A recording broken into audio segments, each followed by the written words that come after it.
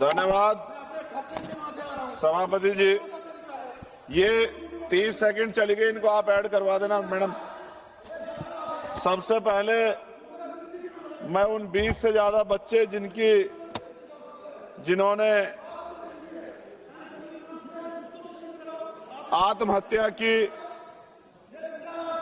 NEET की इस व्यवस्था से पेपर लीक जो हुआ उसके कारण, मैं उनको आदरांजलि पेश करता हूं और उनके परिवारों को प्रकृति संबल दे ऐसी कामना करता हूं। और जब मैं बात शुरू कर रहा हूं तो ये कहूंगा कि अच्छा लगेगा अगर देश के प्रधानमंत्री उन बच्चों को के परिवारों को बुला के संबल दें, उनके दुख को सुने। सभापति जी, आज देश का छात्र पूछ रहा है क्या उसकी सफलता उसकी मेहनत तय करेगी या पेपर लीक गिरोह। कहा जाता है कि मेहनत का फल मीठा होता है, लेकिन आज छात्र पूछ रहा है कि पहले यह तो तय कर दीजिए कि मेहनत का फल मिलेगा भी या नहीं मिलेगा। वह किताब से कम और मोबाइल के नोटिफिकेशन से ज्यादा डरता है कहीं फिर से पेपर लीक, परीक्षा रद्द या दोबारा परीक्षा खबर ना आ जाए।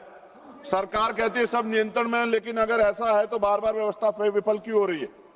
परीक्षा देने वाले छात्रों की पहचान आधार, बायोमेट्रिक और कई स्तर की जांच से होती है, फिर भी प्रश्न पत्र सुरक्षित नहीं रह पाता।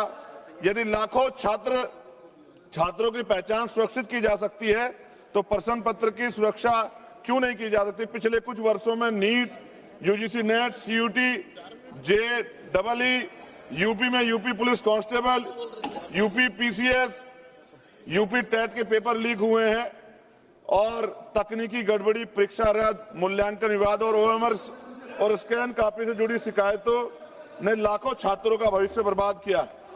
जब नॉर्मलाइजेशन के आधार पर छात्रों का भविष्य तय किया जाता है तो रो स्कोर, प्रयुक्त फार्मूला का स्कोर कार्ड पूरी पारदर्शिता से उपलब्ध कराए जाने चाहिए।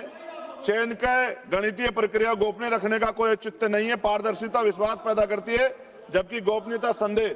मैं शिक्षा मंत्री के इस्तीफे का भी उल्लेख करना चाहता हूं। छात्रों से क्षमा मांगने के बजाय उन्होंने लिखा कि छात्रों को भ्रम के कुचक्र में नहीं फंसाना चाहिए। मैं पूछना चाहता हूं, भ्रम में छात्र हैं या बार बार विफल होने वाली व्यवस्था।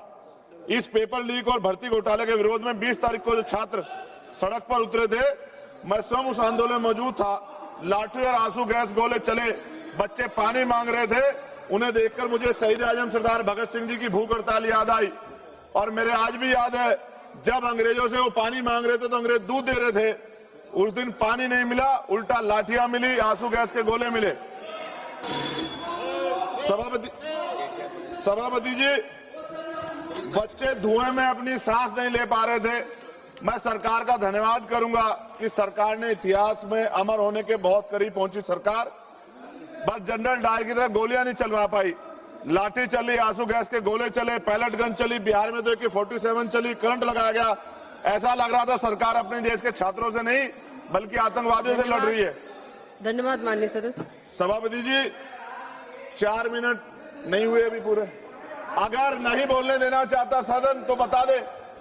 यहाँ 15-15 मिनट लोगों ने बोला, आप तय कर लो, कोई तो नियम होगा। अगर आप मना कर दी तो मैं इनको छोड़ देता हूँ, लेकिन अगर आप पूरी बात करने देंगे तो कोई बात नहीं। कंप्लीट कर लीजिए। सभा की कार्यवाही कल दिनांक 29 जुलाई 2026 को 11 बजे तक के लिए स्थगित की जाती है।